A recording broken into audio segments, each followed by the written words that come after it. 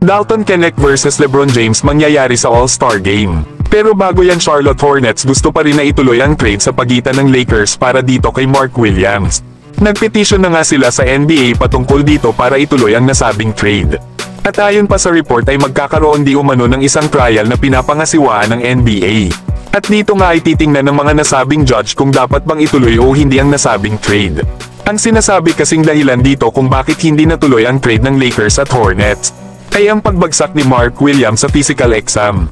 Pero ang ilan nga sa mga NBA fans ay nagtataka lalo at imposible daw na hindi alam ng Lakers na may injury itong si Mark Williams.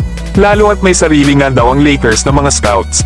Bukod pa dito ay nasa wishlist din daw ni Luka Doncic itong si Mark Williams para maging ang bago nilang sentro. Kaya mukhang daw dito ang Los Angeles Lakers at possible na pumabor sa Charlotte Hornets ang desisyon ng mga hurado. Mapipilitin ngayon ng Lakers na ibalik sila Dalton Knecht at Cam Reddish kapalit ni Mark Williams. Kaya magiging awkward na talaga ito para kana Dalton Knecht at Reddish. Pero ang good news ay may ilang mga analyst ang nagsasabi na papabor pa rin sa Lakers ang desisyon ng hurado. Ang nakikita kasi ditong dahilan kung bakit biglang umayaw or nagreklamo ang Lakers sa nasabing trade sa Hornets ay dahil sa nanghihinayang daw ang Lakers dito kay Dalton Knecht at sa mga first round pick na binitawan nila. Isipin nyo ba naman mga idol ay bibitawan mo ang isang future star player at mga mahalagang first round picks para sa isang big man na injury prone at 85 games pa lang na nakakapaglaro sa loob ng 3 seasons.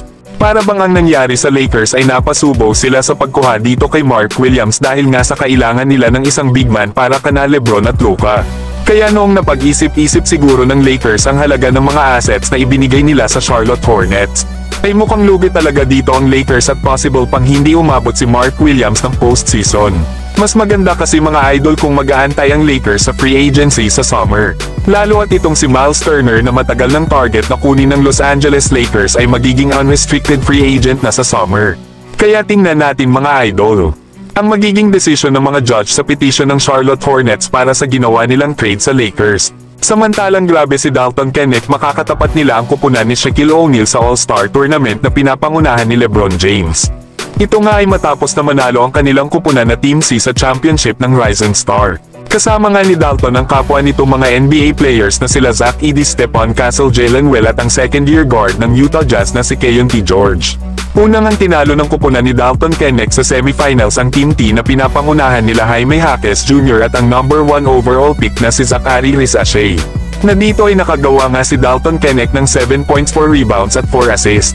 At sa championship game naman ay tinalo ng team ni Dalton Knecht ang Team G League na pinapangunahan naman ni McClung. Gumawa nga dito si Dalton Knecht ng 5 points at 2 rebounds.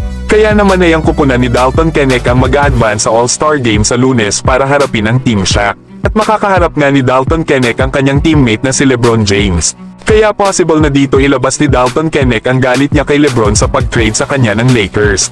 Pwede rin patunayan dito ni Dalton Knecht kapag nanalo siya sa kupunan nila LeBron James sa All-Star Game, na hindi lang siya isang rookie kung hindi ang future star player ng Los Angeles Lakers.